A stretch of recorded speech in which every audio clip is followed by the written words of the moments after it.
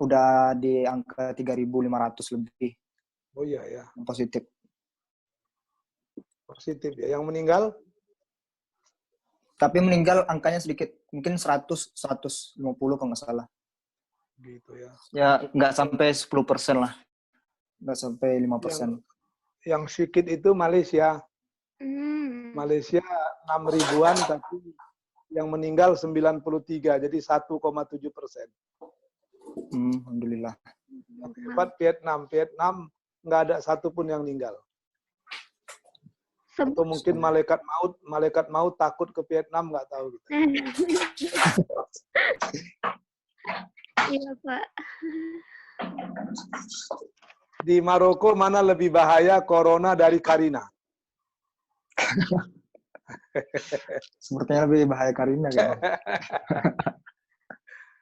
Oke. Di Pekanbaru Mana? Di Pekanbaru nggak ada lagi salat tarawih. Ada sebagian masih. Ramadan. Kalau di Kampar masih. Sebab Kampar belum jadi zona merah. Iya. Di Aceh masih. Di masjid ya, Pak? Mana? Sholat tarawihnya di masjid. Ya, kalau di Kampar ya, di Aceh masih. Di Medan masih. Yang zona merah aja yang bermasalah.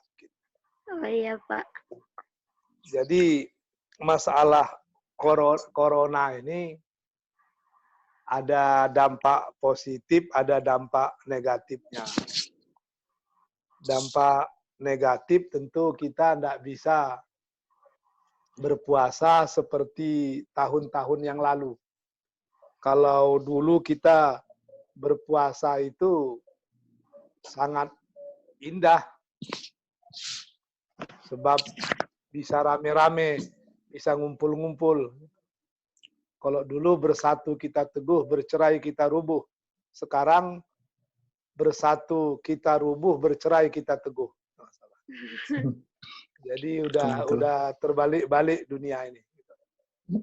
Tapi di tempat-tempat tertentu corona ini menjadi iktibar bagi kita kalau ternyata kita bukan siapa-siapa dan kita juga bukan apa-apa.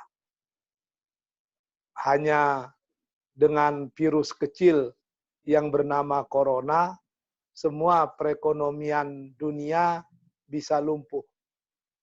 Bahkan Indonesia diperkirakan paling tinggi pertumbuhan ekonominya 2%.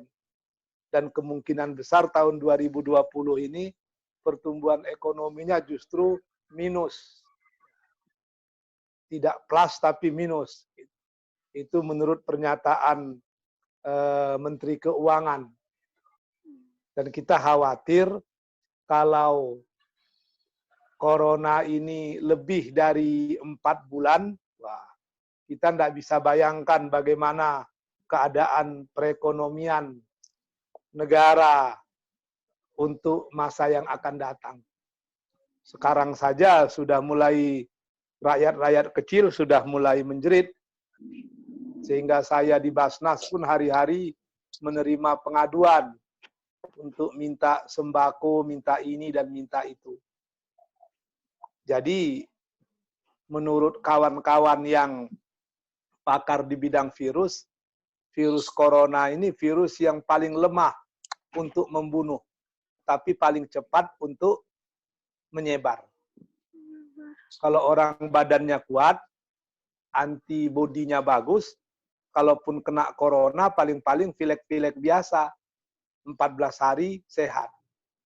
Yang jadi masalah kalau antibodi masyarakat lemah, maka virus corona itu bisa membunuh.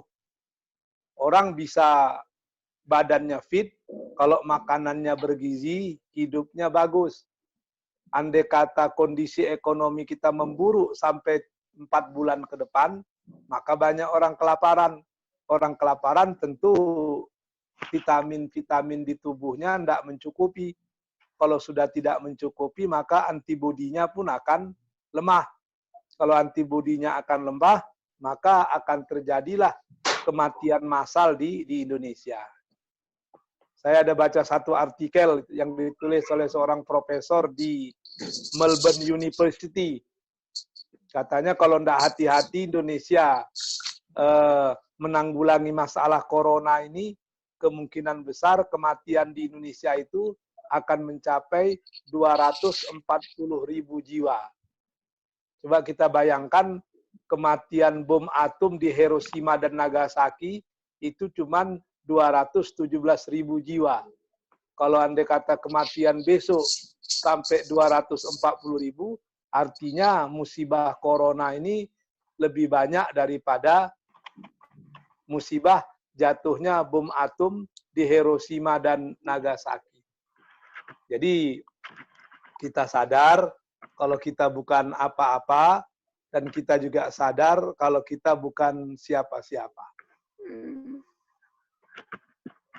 Kemudian musibah corona ini bagi adik-adik mahasiswa ini seharusnya menjadi iktibar. Kalau ternyata dalam riset, dalam dunia medis, kita juga sangat tertinggal dari negara-negara lain. Kalaupun nanti obatnya ditemukan di dunia ini, itu bisa dipastikan obat yang kita makan itu pasti bukan made in Indonesia. Orang Barat, khususnya Inggris, itu sudah membuat proyek penelitian besar-besaran untuk menemukan antivirus corona ini. Jadi kalau kita orang Indonesia tidak juga sadar, tidak bisa belajar lebih sungguh, khususnya kalangan masyarakat medis kita, masyarakat perobatan kita, ya, sampai kapanpun kita akan dijajah oleh bangsa lain dalam bidang perobatan dan kedokteran. Jadi untuk ke depan memang kita harus semakin sadar kalau dari segi ekonomi kita belum apa-apa, dari segi pangan kita belum bisa berbuat banyak, dari segi kedokteran kita pun masih tergantung dengan orang lain. Mudah-mudahan peristiwa corona kali ini menyadarkan kita untuk bisa bangkit lebih baik dari masa-masa yang lalu. Kita harus berpikir melakukan perubahan now or never. Sekarang atau tidak sama sekali. Ada yang mau didiskusikan? Silakan.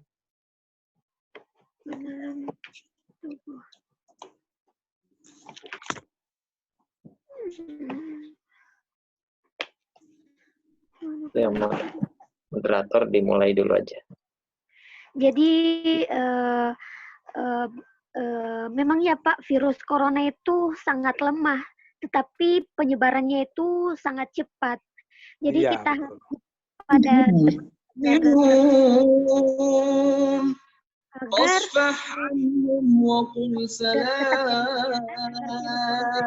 masuk ke dalam tubuh kita. Iya. Jadi kita akan membahas ke depannya tentang berkah Ramadan pada saat pandemi COVID-19 ini. Jadi bagaimana nih Pak berkah Ramadan di saat pandemi COVID-19 ini?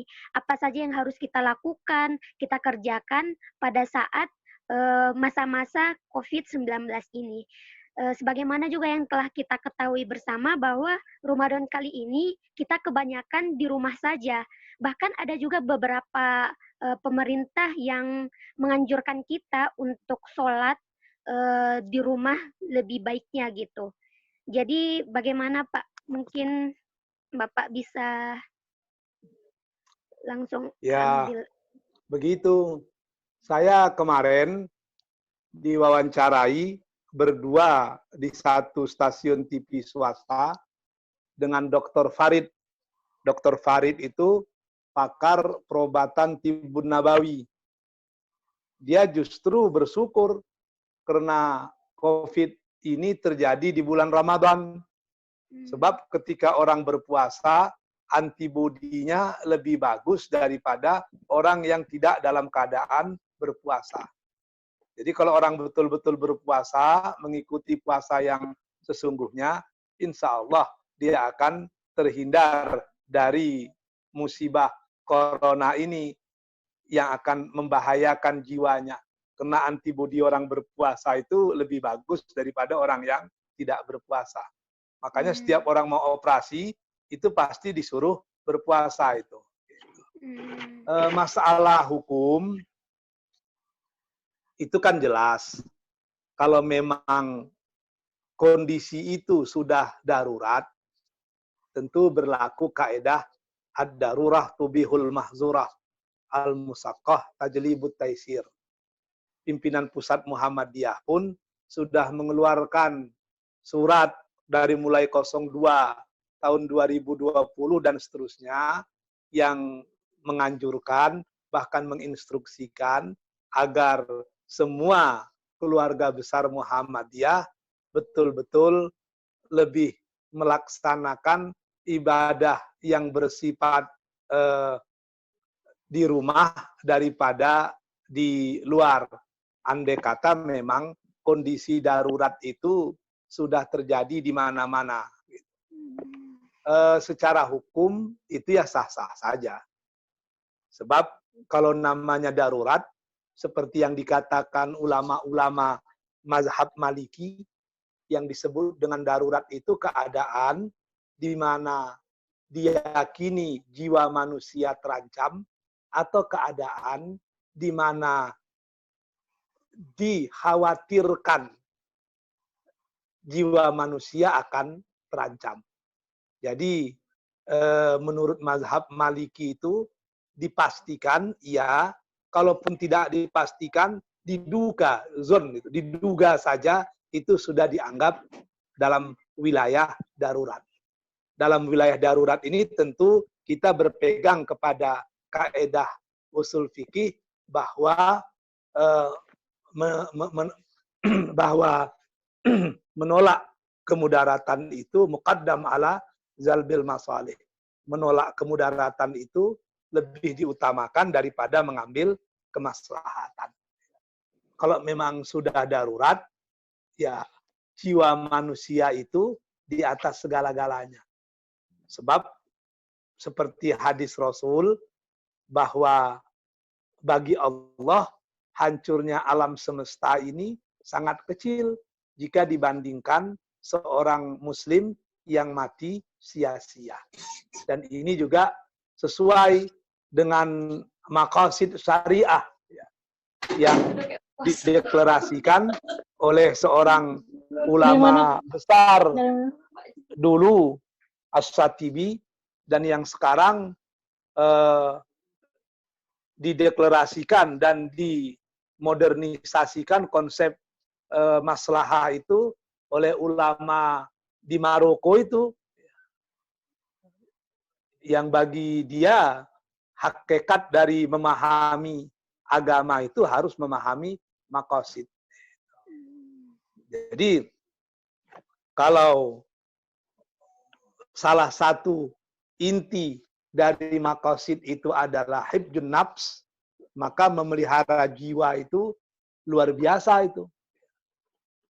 Kalau kita keluar rumah membahayakan jiwa kita, bukan hanya jiwa kita, tapi bisa membahayakan jiwa orang lain, maka di rumah itu jauh lebih mulia daripada keluar.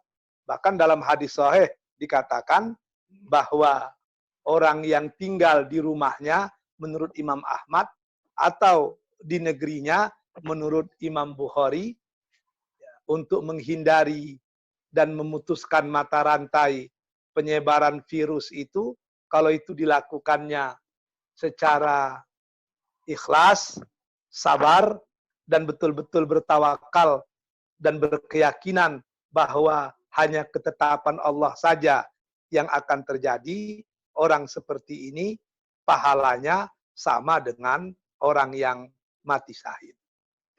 Coba kita bayangkan di rumah saja nggak buat apa-apa, itu pahalanya sama dengan orang yang mati syahid. Apalagi para dokter, para juru rawat yang keluar dari rumah untuk menyelamatkan orang lain. Kadang-kadang menyelamatkan orang lain itu harus mengorbankan jiwanya sendiri. Tentu para juru rawat, para dokter, dan para relawan yang melakukan ini akan mendapat pahala jauh lebih besar daripada orang yang mati syahid. Jadi masalah beribadah di rumah secara hukum dalam kondisi darurat ya tidak ada masalah gitu. Dan saya tanya dengan kawan-kawan saya di Malaysia, justru luar biasa katanya. Yang selama ini nggak pernah jumpa dengan anak berhari-hari karena sibuk, sekarang bersama anak berhari-hari. Waktu itulah baru menyadari dan baru betul-betul merasakan nikmatnya berkeluarga. Ayah yang tidak pernah jadi imam pun sekarang terpaksa jadi imam. Bahkan banyak ayah-ayah yang terpaksa jadi makmum karena bacaan anaknya lebih bagus dari bacaan ayahnya. Mungkin termasuk Yuslim yang mendengar pada saat acara kita ini. Masya Allah. Pak. Jadi Selamat kita datang Pak Yuslim. ambil sisi positifnya ya Pak. Oh iya, gitu. Gimana kita biasanya Ramadan tahun kemarin kita hanya bisa menghatamkan 1 kali Al-Quran. Pada saat ini, Ramadan kali ini kita bisa menghatamkan 2-3 kali. Iya, betul. Iya. Sebab kelebihan orang beriman itu, dia akan selalu melihat ada suasana yang indah di balik kesempitan-kesempitan yang ada. Itu yang dikatakan dalam salah satu riwayat, orang mukmin itu jika senang, dia bersyukur. Andai kata susah, dia tetap bersabar. Jadi antara susah dan senang itu dalam Islam tidak ada bedanya. Ketika kita senang, kita bisa banyak mengucapkan Alhamdulillah. Ketika kita susah, kita banyak mengucapkan Astagfirullah. Baik senang maupun susah, sebenarnya gudang pahala untuk orang Islam. Masya Allah.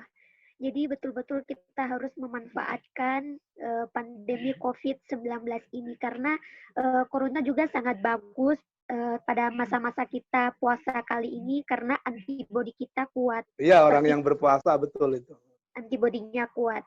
Jadi bagaimana nih Pak tanggapan Islam mengenai perihal bersilaturahmi secara tidak langsung atau online?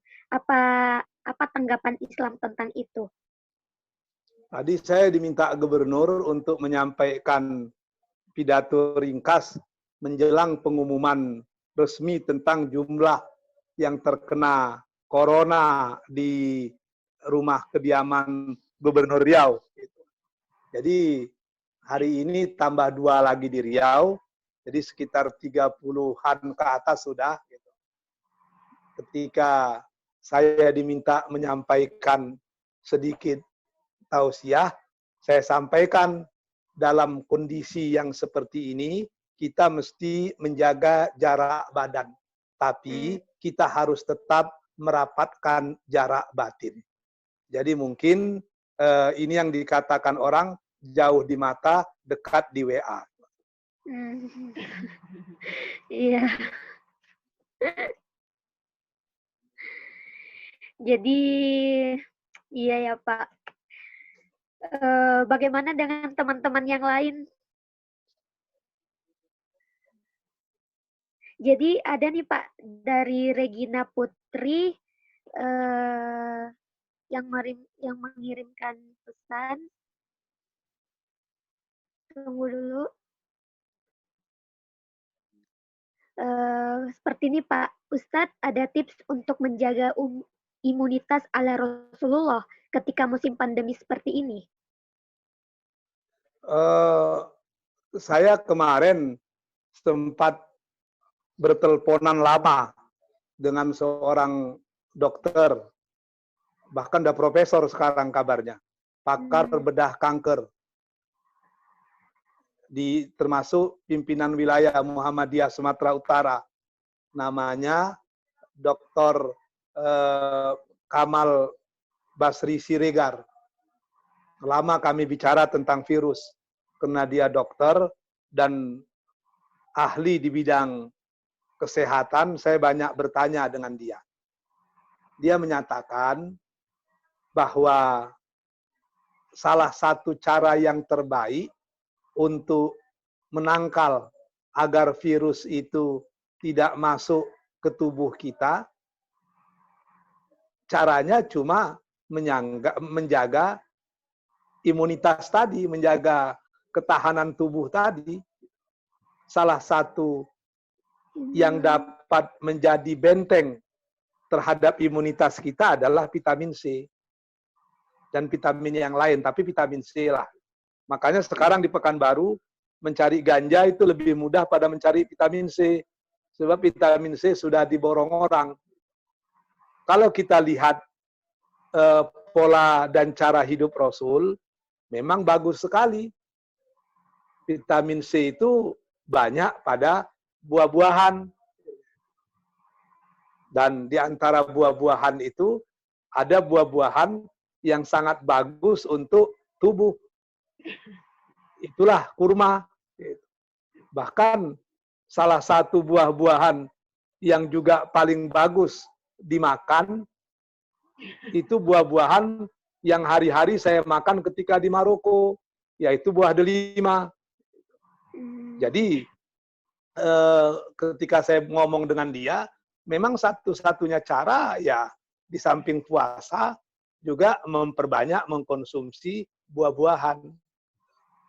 Dan buah-buahan yang bagus itu yang sangat bermanfaat untuk menyehatkan kita, seperti yang sering dibahas orang dalam Tibun Nabawi, ya kurma, buah delima, minyak zaitun, dan lain sebagainya. Jadi sesungguhnya pola hidup yang dilakukan Rasul itu kalau kita praktekkan di bulan puasa, insya Allah itu akan meningkatkan imunitas kita. Cuman sayangnya kalau Rasul itu makan sesudah lapar berhenti sebelum kenyang, adik-adik PCIM Maroko terbalik. Makan sebelum lapar, berhenti sebelum muntah. Itu yang jadi masalah. Iya.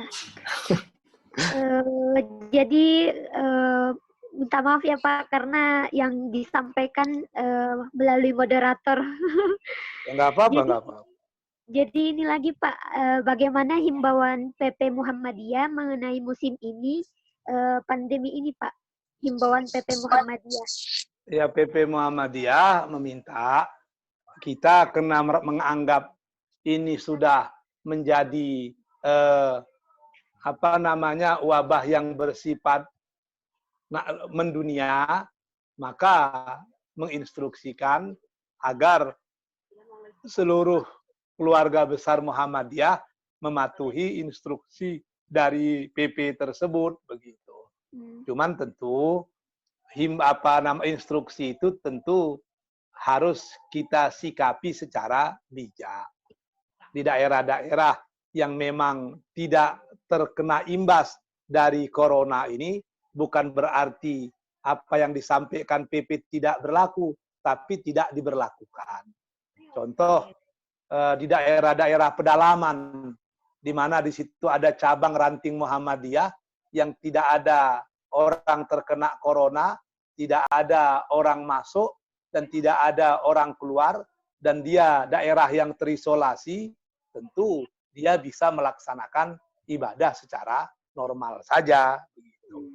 Sebab hukum-hukum yang berlaku umum ada kalanya tidak bisa diterapkan secara khusus, tapi bukan berarti hukum yang umum itu tidak berlaku. Contoh, adik-adik yang kuliah di Fakultas Syariah tahu itu. Hukum mencuri itu secara umum potong tangan, itu jelas itu.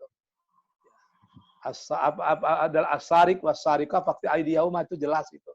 Bahkan Nabi menyatakan laukanat Fatimah bintu Muhammad sarakat laqata'tu yadaha. Artinya potong tangan itu merupakan hukum umum. Pencuri harus dipotong tangannya. Tapi ketika terjadi musim paceklik di Madinah, ada orang mencuri, Umar bin Khattab tidak memotong tangannya. Apakah hukum potong tangan itu dihapuskan? Tidak. Tapi dalam kondisi tertentu dia tidak diberlakukan. Begitu juga zakat. Orang yang mu'allab itu dalam Quran wajib diberikan zakat padanya. Dia termasuk yang 4. Gitu. Innamas sadaqat lil fuqara wal masakin wal amilin wal mu'allab, itu yang 4. Artinya yang betul-betul prioritas. Allah menyatakan. Tapi di Madinah Umar bin Khattab tidak memberikan mu'allab menjadi bahagian daripada penerima zakat. Padahal dia termasuk asnaf yang 8. Tapi Umar tidak memberikannya. Orang protes. Ini ketentuan Allah, tapi kok nggak berlaku di Madinah? Kata Umar, dulu mu'allaf diberikan zakat karena kita di Madinah masih sedikit. Kita harus lunak-lunaki hati mereka agar mereka tidak keluar dari Islam. Sekarang kita di Madinah sudah kuat. Romawi dan Parsi aja sudah bertekuk lutut dengan kita. Kalau dia mau Islam, Islam saja. Mau kafir, kafir saja. Kita tidak memerlukan mereka. Mereka yang memerlukan kita. Oleh karena itu saya tidak memberikan zakat kepada mu'allaf. Karena kita tidak lagi perlu melunak-lunaki hati mereka. Jadi ijtihad Umar yang seperti ini, itu perlu kita pahami secara dewasa. Begitu. PP mengeluarkan instruksi itu berlaku umum. Tapi kadang-kadang tidak berlaku secara khusus. Kalau memang ada satu pulau misalnya, apalagi Indonesia negara kepulauan, satu pulau di situ ada orang Muhammadiyah, di pulau itu tidak ada orang masuk, tidak ada orang keluar, mendengar kata-kata corona aja tidak pernah, tentu dia dapat beribadah secara biasa. Itu kan secara hukum sah-sah dan wajar-wajar saja itu. Tapi kalau adik-adik di Maroko tentu harus ikut aturan di Maroko. Kalau memang di Maroko sudah harus lockdown, ya lockdown sajalah. Tinggallah di rumah. Jadikanlah rumah itu sebagai surga. Baiti, jannati, kan begitu indahnya. Baik Pak, jadi teman-teman ini semangat banget ya Pak. Jadi udah ada beberapa pertanyaan yang masuk. Jadi bagaimana dengan usaha dari PP Muhammadiyah itu sendiri Pak dalam membantu saudara-saudara kita yang kekurangan karena tidak bisa mencari rezeki di saat pandemi COVID-19 ini? Makanya Muhammadiyah menginstruksikan pembentukan MCCC, Muhammadiyah COVID-19 Command Center, artinya pusat penanggulangan COVID-19 Muhammadiyah. Itu diinstruksikan harus dibentuk di setiap wilayah sampai ke daerah-daerah. Mula-mula mungkin fungsinya untuk mendata. Setelah didata, nanti baru kita bikin semacam mapping, mana yang sangat terdampak, mana yang terdampak, mana yang tidak terdampak. Sehingga kita bisa gotong royong. Saudara-saudara kita yang sangat terdampak, itulah yang kita santuni. Saya kebetulan sekarang menjadi pejabat Ketua Basnas Provinsi Riau. Melihat kondisi seperti itu, ternyata ustadz-ustadz kita banyak juga yang terdampak gitu. Maka kami membantu 50 orang mubaligh Muhammadiyah se-Riau yang dibantu Rp500.000 per orang untuk 3 bulan. Jadi dimanapun orang Muhammadiyah, dia harus membantu Muhammadiyah. Jadi sudah ada lembaga yang dibentuk di instruksi PP yang harus dibentuk sampai ke daerah-daerah yang betul-betul berfungsi sebagai perpanjangan tangan Muhammadiyah untuk membantu keluarga besar Muhammadiyah yang terdampak. Sebab dengan kondisi sekarang ini luar biasa ini. Sekolah-sekolah kita tidak semuanya pada level yang bagus. Banyak juga sekolah-sekolah kita yang gaji guru saja itu menunggu bayaran uang SPP. Dengan kondisi sekarang, berat orang membayar SPP itu. Orang sudah berpikir ini kalau terjadi sebulan oke, 2 bulan oke. Kalau ini seperti diramalkan baru berakhir sampai September, wah itu kan bahaya. Mei, Juni, Juli, Agustus, September, berarti ada 5 bulan lagi orang tidak bisa bekerja. Bagaimana cara ngasih makannya itu? Saya membaca satu penelitian di Singapura, kalaulah Indonesia melakukan lockdown seperti Malaysia, kemampuan negara kita itu cuma 2 bulan. Udah itu kita menjadi negara yang bangkrut. Nah, itu kan ngeri itu. Makanya kita tarik ulur. Inilah menandakan bahwa basis atau fondasi ekonomi kita sesungguhnya sangat rapuh. Dalam istilah lain, kita ini kalau orang Minang bilang bangsa yang rancak di labuh. Nampaknya bagus, tapi sesungguhnya sangat kropos. Makanya kita harus kembali ke Undang-Undang Dasar 45, di mana perekonomian itu disusun berdasarkan asas kekeluargaan. Dan hal-hal yang penting, sumber-sumber yang penting, itu mesti dikuasai oleh negara dan didistribusikan kepada seluruh rakyat Indonesia agar berkeadilan.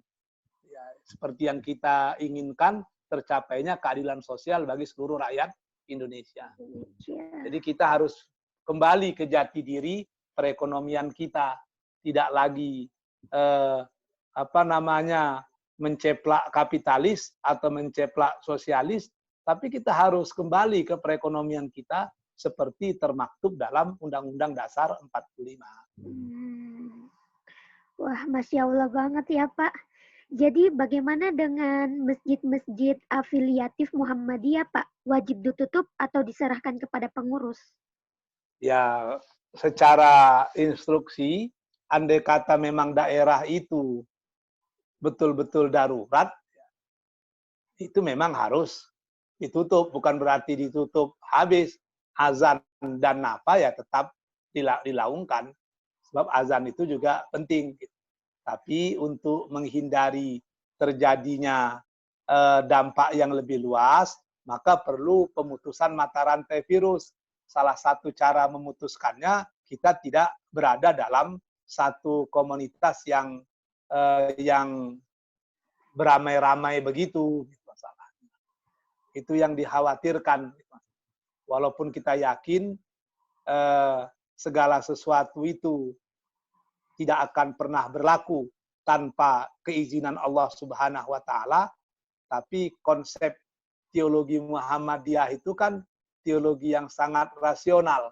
Kita menggabungkan antara ikhtiar manusia dan ketetapan Allah. Ikhtiar harus kita lakukan sepenuh hati, masalah ketetapan Allah atau takdir itu kita serahkan sajalah kepada Allah. Namun kita mesti aktif dalam memahami takdir itu. Ini yang dikatakan Hamka, aku mencari takdirku, bukan menunggu takdirku. Wah, Masya Allah ya Pak. Terus Pak, gimana nih Pak kalau bagaimana caranya agar semangat memperbanyak ibadah di bulan Ramadan dari awal sampai akhir? Karena biasanya di akhir Ramadan semangat kita sudah menurun, Pak. Ya, itu bagi adik-adik yang di sana, itu seharusnya harus lebih bagus daripada yang di sini. Sebab kita menyadari adik-adik di sana itu kan sedang belajar.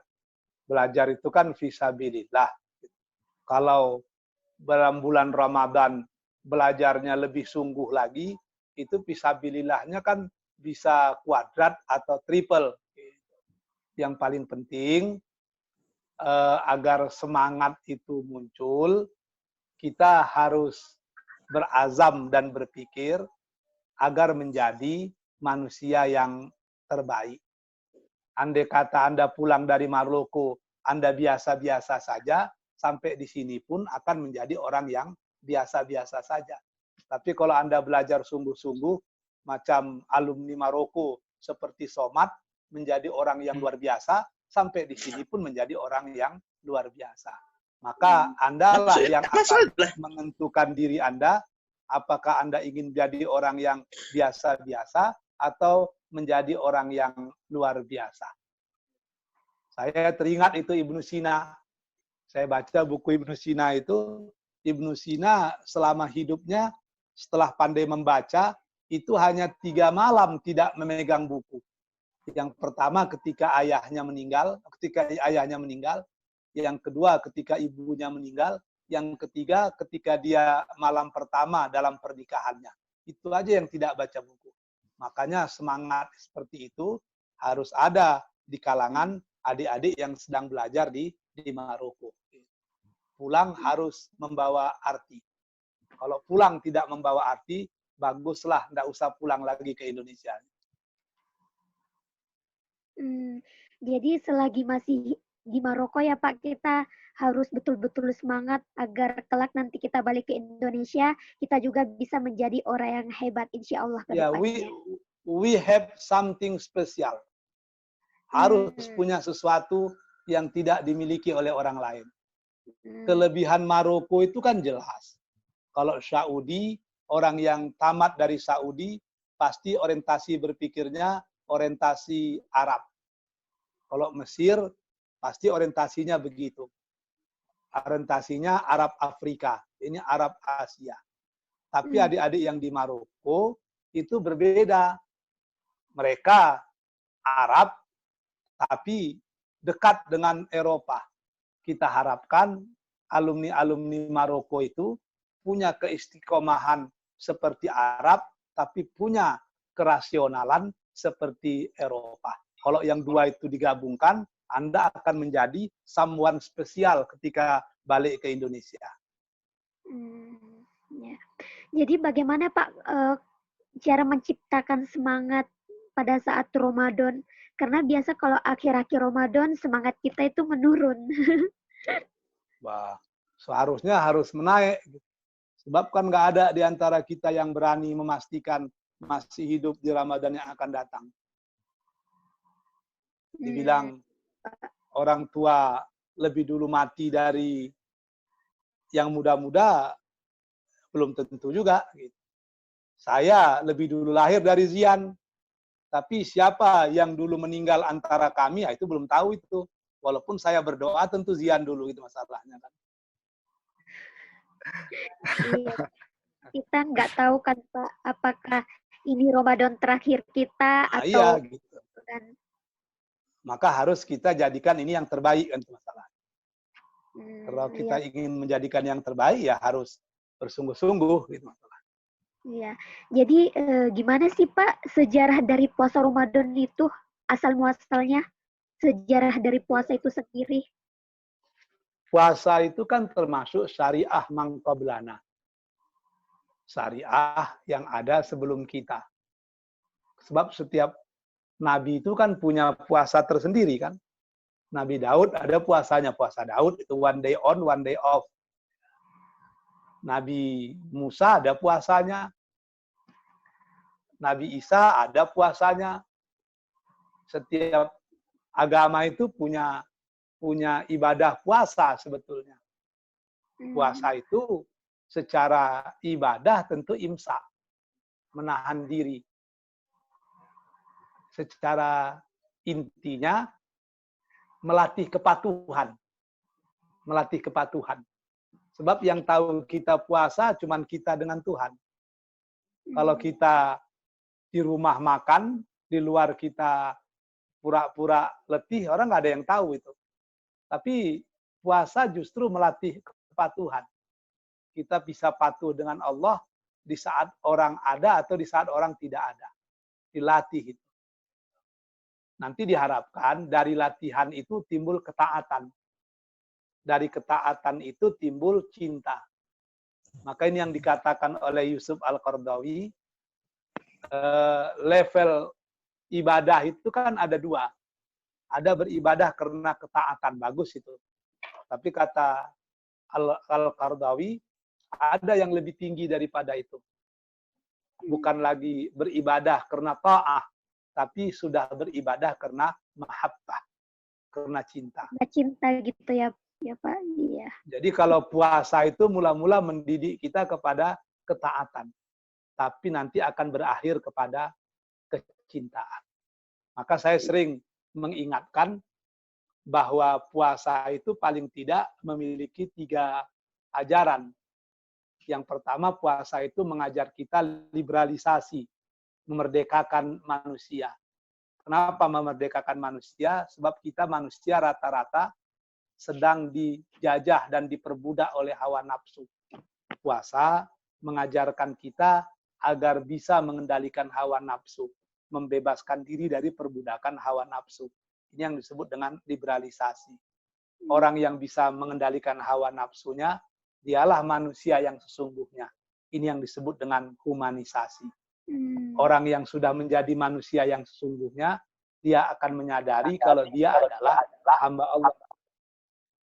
Dia hamba Allah yang memang diciptakan hanya untuk Allah, dan dia sadar apapun yang dilakukannya itu pasti ada pada monitor Allah. Ini yang level terakhir yang disebut dengan transendensi. Dalam bahasa Arab disebut dengan muraqabah. Jadi ada state-state-nya. Wah, Masya Allah banget ya Pak. Jadi itu tadi 3 ajaran puasa. Ya, insya Allah ada. Kita dapatkan itu. Andai kata kita betul-betul berpuasa tadi. Ya. Terus kita kembalikan kepada teman-teman. Kak Maulid tadi katanya mau bicara. Mungkin Maulid, karena sekarang udah lewat Isra Mi'raj, nggak Maulid lagi itu. Iya.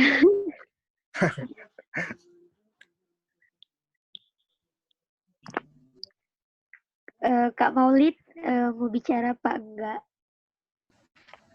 Oh iya. Kami persilahkan. Bismillahirrahmanirrahim. Assalamualaikum warahmatullahi wabarakatuh. Waalaikumsalam warahmatullahi wabarakatuh. Sebelumnya saya ucapkan terima kasih kepada moderator yang telah membuka sesi tanya jawab, dan tidak lupa kita berikan terima kasih kepada narasumber kita yang berkenan hadir untuk mengisi kajian online PCI Muhammadiyah Kerajaan Maroko, yaitu Pak Saidul Amir.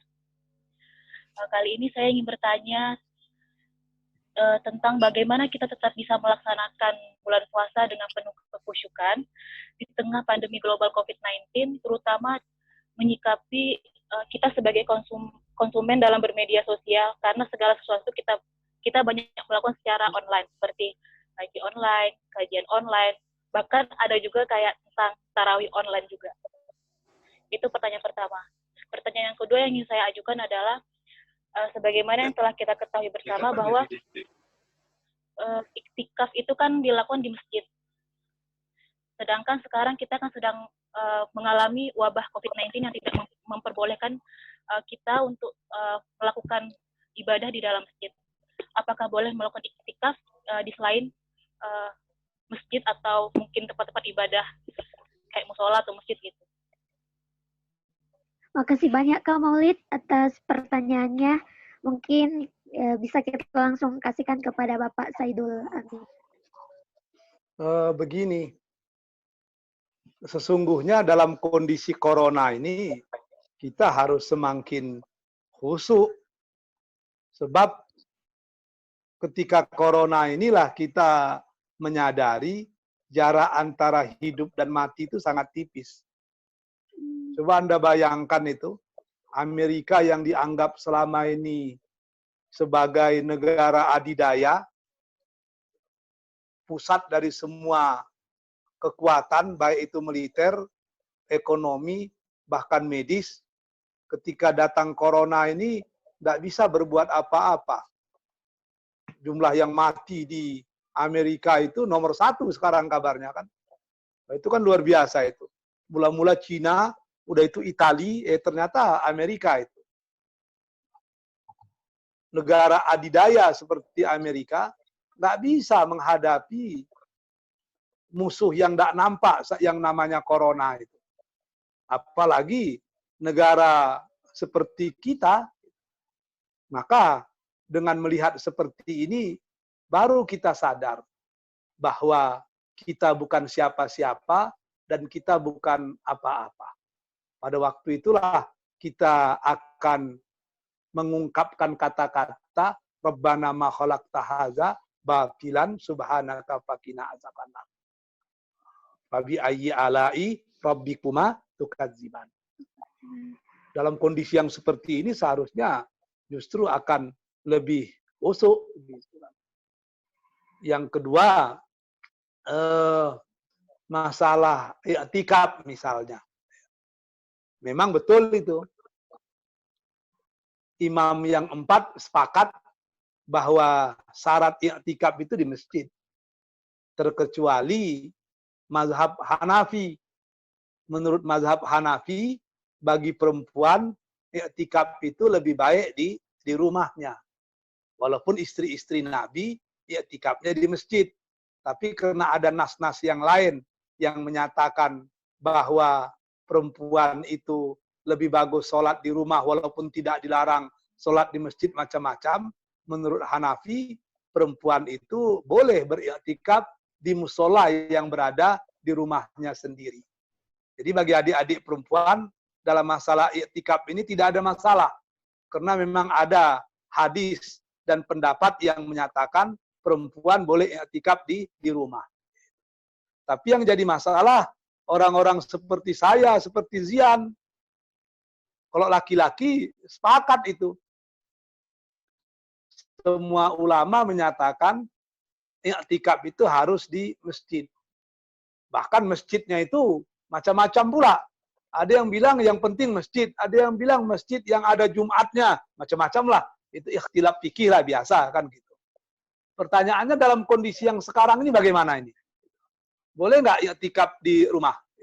Bagi saya, apakah iktikaf di rumah itu iktikaf atau tidak itu nomor 3, nomor 4 lah. Tapi bagi saya yang paling penting kita bisa melaksanakan amalan-amalan iktikaf di rumah. Apakah itu i'tikaf atau enggak itu nanti, tapi melaksanakan amalan i'tikaf di rumah itu tidak ada masalah. Sebab dalam kondisi darurat, diam saja itu pahalanya sama dengan orang yang mati syahid. Apalagi kalau kita melaksanakan amalan-amalan i'tikaf seperti baca Quran, seperti melakukan kajian-kajian, membaca, membuat tulisan dan lain sebagainya di rumah, tentu pahalanya akan jauh lebih besar. Lalu tadi ada pertanyaan yang menarik itu tentang serba online itu. Ternyata pada akhirnya kemajuan teknologi itu akan membuat kita sadar bahwa teknologi Tuhan itu jauh lebih canggih daripada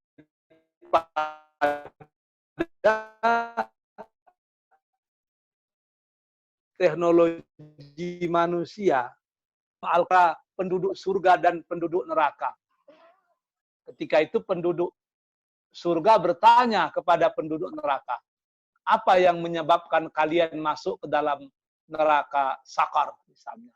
Dijawab, lanakum minal musallin, sampai akhir lah. Kalau dulu kita bingung menjelaskan itu. Surga dan neraka itu kan jauh. Bagaimana penduduk surga dan penduduk neraka bisa berdialog? Tapi dengan adanya teknologi Zoom sekarang, ternyata itu tidak ada apa-apanya lagi. Kita udah terlalu terlambat teknologi Zoom kita dibandingkan dengan teknologi Tuhan. Bagaimana penduduk neraka dan penduduk surga bisa berdialog. Jadi kita di Pekanbaru dengan di Maroko bisa berdialog melalui Zoom, apalagi penduduk surga dan penduduk neraka. Artinya teknologi kita udah terlalu usang dibandingkan dengan teknologi Allah Azza wa Jalla. Banyak hal gitu bisa diapain gitu. Saya pernah jumpa dengan orang yang mengajari anak-anak mengingat angka-angka. Dia bisa mengajari anak dengan satu metode, bisa memperbaiki memorinya. Sehingga kalau dia belajar apa yang dikatakan guru di kelas dengan metode seperti itu, sampai di rumah dia bisa mengulang apa yang dikatakan guru persis sama. Jadi saya pikir-pikir manusia biasa saja bisa punya memori sekuat itu kalau dilatih, apalagi Rasul Shallallahu Alaihi Wasallam yang mempunyai sifat fatonah. Maka kecerdasan dan kecanggihan IT dan ICT hari ini itu sesungguhnya akan memperkuat dan memperluas pahaman kita tentang ajaran Islam. Ternyata apa yang dilakukan Rasul itu hampir mustahil dulu. Tapi dengan kata itu memang bisa dan benar-benar terjadi. Jadi bagi kita orang Islam, terjadinya lonjakan-lonjakan teknologi itu harus dijadikan alat untuk memperkokoh dan menambah keimanan kita kepada Allah Azza wa Jalla. Saya punya kawan itu dokter bedah jantung. Itu sampai sekarang dia nggak bisa menjawab itu. Yang menggerakkan jantung itu siapa? Sekarang orang sudah bisa bikin jantung buatan itu bisa bergerak karena ada kekuatan baterai listrik di situ. Maka alat pacu jantung juga terbuat dari listrik. Jantung kita tidak ada listriknya itu. Tidak ada generatornya itu. Kenapa bisa bergerak itu?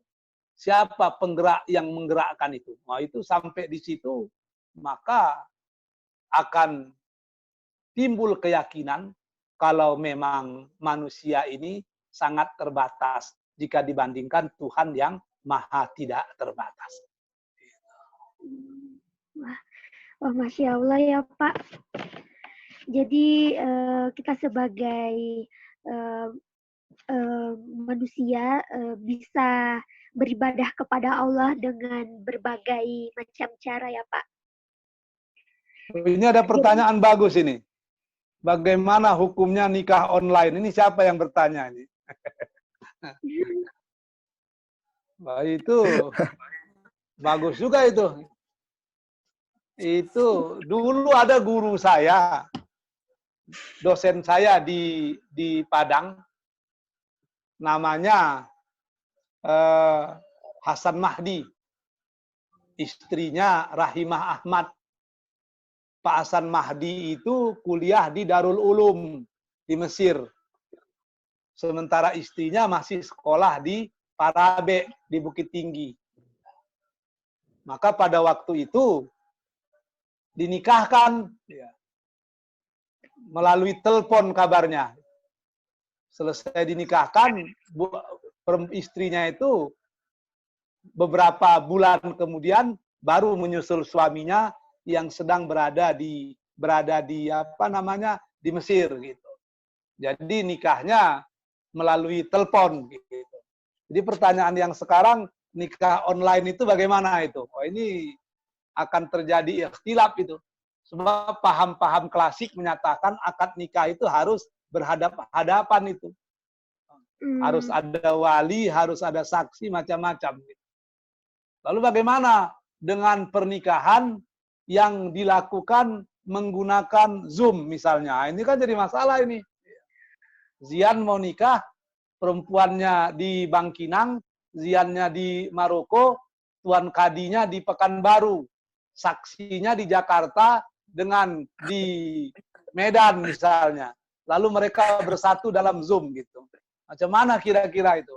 Wah, ini kan akan tetap menjadi diskusi yang sangat hangat. Bagi saya, kalau syarat-syaratnya udah cukup ya sah saja gitu. Bahkan menurut Imam Malik, kalaupun tidak pakai saksi sah, dengan catatan harus diumumkan di masjid, kan bisa saja kan. Ternyata masalah saksi saja imam-imam mazhab berbeda-beda pendapat. Ada yang tidak perlu saksi, tapi setelah nikah diumumkan di masjid bahwa si Anu dengan si Anu sudah menikah. Itu bisa saja kan. Tapi ini menarik. Cuman kalau ditanya dengan saya, mau enggak kalau saya punya anak nikah melalui Zoom? Saya bilang ya tidaklah. Kenapa? Sebab pernikahan itu merupakan satu titik sejarah yang paling berharga dalam kehidupan seorang manusia. Apalah salahnya untuk yang satu itu berhadap-hadapan sajalah.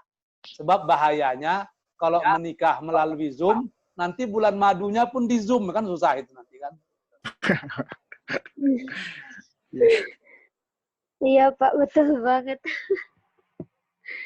Jadi yang lain masih ada pertanyaan yang ingin disampaikan?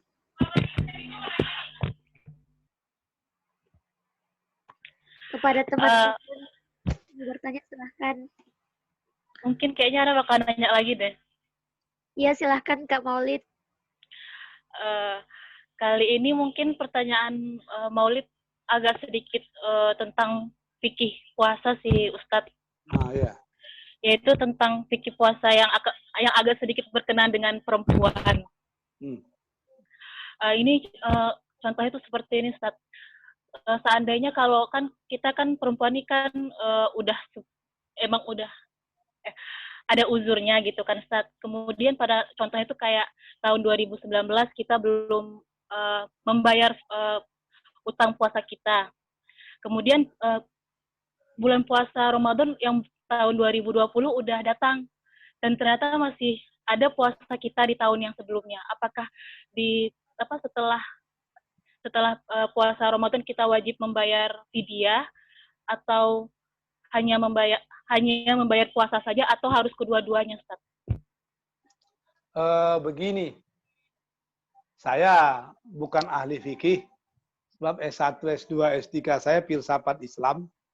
Jadi kalau saya menjawab masalah fikih, ini tidak lebih dari P3K, pertolongan pertama pada kecelakaan. Jadi begini, menurut Syafi'iyah, para pengikut Imam Syafi'i, para imam-imam yang mengikuti Imam Syafi'i, ada sebagian menyatakan, andai kata hutang puasa kita tahun lalu belum dibayarkan, padahal Ramadan berikutnya sudah jumpa, maka itu tetap harus dibayarkan sesudah Ramadan tahun ini. Dengan tambahan, dia juga harus membayar denda. Yang denda itu disebut dengan fidyah tadi. Jadi di samping mengganti puasa di tahun berikutnya, dia juga harus membayar fidyah. Itu menurut sebahagian ulama-ulama mazhab Syafi'iyah. Ada lagi yang menyatakan tidak. Andai kata memang dia memperlambat itu tanpa ada alasan yang jelas, dia harus mengganti di tahun yang akan datang. Cuman memperlambat-lambat itu merupakan dosa baginya. Sebab itu adalah hutang. Memperlambat-lambat bayar hutang padahal kita mampu, itu kan merupakan kesalahan. Jadi ini akan tetap menjadi ikhtilaf sampai kapanpun. Makanya sudah sewajarnya kita harus fokus untuk terlebih dahulu membayar hutang-hutang puasa kita yang secara alamiah memang itu pasti terjadi bagi setiap perempuan. Sebab kalau hutang dengan Allah saja kita lengah-lengahkan, apa ada yang lebih tinggi daripada Allah Azza wa Jalla. Andai kata itu terjadi, ya taubat sajalah kepada Allah. Tubu ilallah taubatan nasuha. Lakukanlah ganti itu pada hari-hari sesudah Ramadan nanti. Kalau kita betul-betul bertaubat, menyesali, dan melakukan ganti itu secara ikhlas dan betul-betul raja terhadap keampunan dari Allah, insya Allah Allah Subhanahu wa Ta'ala akan mengampunkannya. Sebab kita disuruh berprasangka baik kepada Allah Azza wa Jalla. Tapi kalau dari segi hukum, sampai kapanpun itu akan tetap menjadi ikhtilaf. Ada yang bilang bayar tambah denda. Ada yang bilang berdosa, tapi wajib juga dibayar di masa yang akan datang. Ada yang bilang, ya itu kalau ada keuzuran tidak apa-apa, tapi masih harus tetap diganti. Itu macam-macam lain. Ada lagi yang lain? Yang lain, teman-teman yang lain yang masih mau bertanya silahkan. Kami persilahkan untuk bertanya kepada Ustadz Saidul Amin mengenai berkah Ramadan, bisa juga Ya, di saat Assalamualaikum. pandemi COVID. Assalamualaikum warahmatullahi. Waalaikumsalam warahmatullahi wabarakatuh.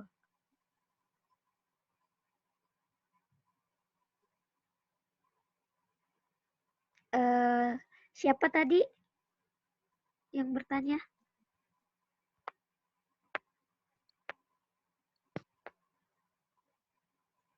Halo?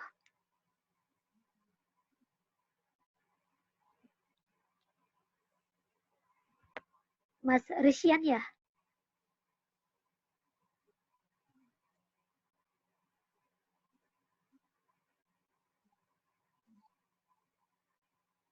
Halo Mas Rishian.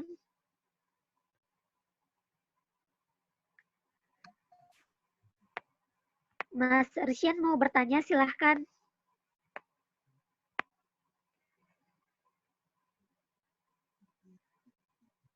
Oke, mungkin udah nggak ada ya yang mau bertanya.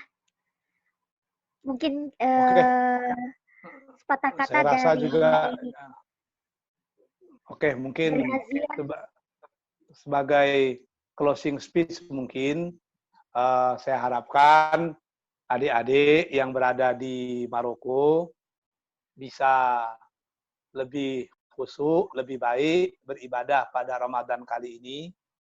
Yang kedua, belajarlah sungguh-sungguh, cari ilmu sebanyak-banyaknya, dan kembalilah ke Indonesia dengan kepala tegak, agar Anda memang memiliki sesuatu yang spesial yang tidak dimiliki orang di sini. Yakinlah, orang berilmu itu pasti dicari orang. Tapi kalau orang tanggung-tanggung ilmunya, ini orang yang mencari-cari orang. Saya rasa itu yang bisa saya sampaikan. Selamat berpuasa, marhaban ya Ramadan. Semoga Allah Subhanahu wa taala tetap bersama kita semua. Wabillahi taufik wal hidayah. Assalamualaikum warahmatullahi wabarakatuh. Pak, jangan dulu Pak. Mas Zian, kalau ada yang mau disampaikan sama Bapak Saidul Amin, kami persilahkan. Ya, Assalamualaikum warahmatullahi wabarakatuh. Assalamualaikum warahmatullahi wabarakatuh. Alhamdulillah wassalatu wassalamu ala Rasulillah. Yang pertama dan yang paling utama tentu kita berterima kasih kepada narasumber kita, Bapak Dr. Saidul Amin, yang tidak asing dengan kita bersama karena beliau sudah hadir mengisi kegiatan Baitul Arqam pertama perdana di tahun 2019 lalu. Alhamdulillah. Kami mengucapkan terima kasih sebesar-besarnya kepada Bapak Saidul Amin. Kemudian selanjutnya mungkin kalau ada banyak kekurangan, kami mohon maaf juga Bapak. Kalau banyak kesalahan, kami mohon dimaafkan. Alhamdulillah kami mendapatkan banyak ilmu sekali dari Bapak Saidul Amin, dapat pencerahan untuk menghadapi Ramadan. Apalagi kita di Maroko baru hari pertama ini Pak sebenarnya, hari Sabtu. Oh iya ya. Berbeda dengan negara-negara lain. Jadi ini jam berapa di Maroko ini? Apa? Jam berapa di Maroko ini? 14 lewat 21, Pak. 2.20. Oh, pagi ya? Siang. Oh, siang ya. Oh iya, betul-betul siang. Jadi seluruh dunia udah puasa hari Jumat, yang puasa hari Sabtu itu Maroko sama Sudan doang, Pak. Itu gitu ya. Nggak tahu gimana ru'yat hilal dari Majelis Ulama Maroko ini, luar biasa. Terlalu teliti apa gimana. Kemudian informasi juga Bapak, alhamdulillah Maroko aman-aman saja. Kita mahasiswa di sini, PCIM Maroko dan juga PPI Maroko berada dalam keadaan sehat walafiat. Kemudian juga ulama Maroko, Wizara Auqaf dan juga Majlis Ilmi itu sudah memerintahkan dan memfatwakan untuk menutup masjid sudah lama, semenjak tanggal 16 Maret yang lalu. Artinya sekarang sudah masuk bulan kedua tutup masjid. Kemudian begitu juga dengan menghadapi Ramadan kali ini. Masjid-masjid Maroko sudah ditutup dan difatwakan untuk sholat tarawih, sholat witir di rumah. Maka ada salah satu ulama terkemuka di Maroko, Syekh Ahmed Rasuni, ketua Ittihad Ulama Muslimin dan juga pakar maqasid syariah itu.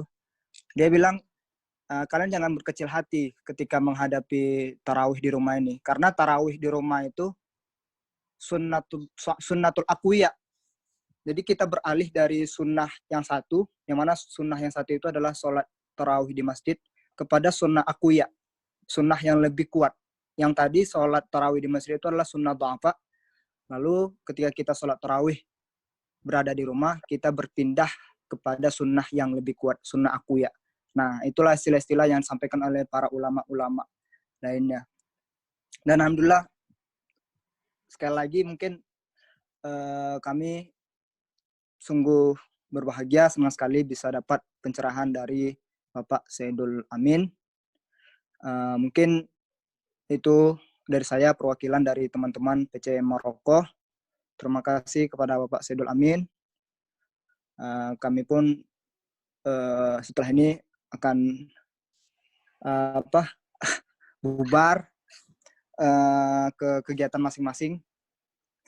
Kemudian saya kembalikan kepada moderator. Terima kasih. Assalamualaikum warahmatullahi wabarakatuh. Amin. Bismillahirrahmanirrahim. Terima kasih kepada Mas Yan karena telah memberikan sepatah kata untuk Bapak Dr. Haji Saidul Amin. Terima kasih juga kepada Bapak karena telah meluangkan waktunya untuk kita melaksanakan kajian online pada kesempatan kali ini. Semoga Bapak dan keluarga bisa melaksanakan ibadah puasa sampai akhir Ramadan nantinya dengan sehat walafiat insya Allah ke depannya. Kami juga berterima kasih kepada teman-teman semua yang ada di Indonesia yang sudah meluangkan waktunya, kepada teman-teman Maroko yang sudah meluangkan juga waktunya untuk mengikuti kegiatan kajian online kita pada kesempatan kali ini. Saya dari moderator, semoga kita dapat mengambil pelajaran dan menjadikan Ramadan kita kali ini diberkahi oleh Allah Subhanahu wa Ta'ala. Saya sebagai moderator juga minta maaf yang sebesar-besarnya. Mungkin screenshot dulu, Risa. Iya, Mas. Kita foto dulu. Screenshot. Oh iya. Mungkin screenshot dulu. Ini ada Baba dari Kak Karima. Silakan Kak Karima. Nanti kirim ya, screenshotnya. Siap, Pak. Hitung Kak Karima. Iya, bentar. Saya. Udah siap, guys? Siap. Bentar. Belum semua. Fikri belum ada. Molly, Mas Lukman, Pak Yuslim, Putha. Ini Putha. Oh ya. 1. Iya, bentar. Oke. Sabar. Ayo kali. 1, 2, 3. Bentar. Ada bentar lagi. Ya.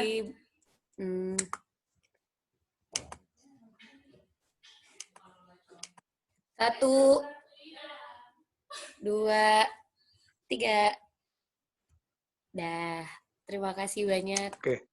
Iya. Terima kasih banyak kepada teman-teman semua. Yang terkhususnya juga kepada Bapak Saidul Amin. Terima kasih banyak, Pak. Terima kasih banyak, Pak. Banyak, Bapak. Ya, sama-sama. Terima kasih banyak. Assalamualaikum. Terima kasih banyak, Pak. Iya. Assalamualaikum. Waalaikumsalam warahmatullahi wabarakatuh. Terima kasih banyak teman-teman yang sudah meluangkan waktunya. Mohon maaf atas kurang dan lebihnya. Terima kasih juga moderator Risa, luar biasa sekali. Luar biasa sekali Risa. Terima kasih sudah menghidupkan. Terima kasih. Apa kabar teman-teman semuanya di Tenjer, di Kenitra, Rabat? Alhamdulillah baik, Ocu. Alhamdulillah. Bagaimana puasa pertamanya? Masih kuat? Kayak tanyain adik-adik. Ocu perhatian dulu lah. Maaf nih.